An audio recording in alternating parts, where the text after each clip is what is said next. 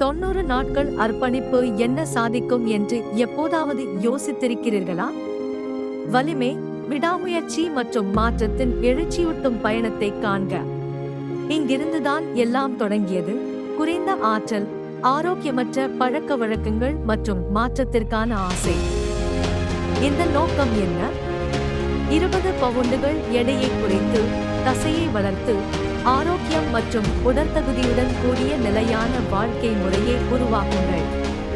சீரான உடற்பயிற்சிகள், சுத்தமான உணவு முறை மற்றும் தினசரி பழக்கவழக்கங்கள் மூலம் மாற்றம் வடிவம் பெறத் தொடங்கியது. பாதியிலேயே முடிவுகள் மறுக்க முடியாதவை.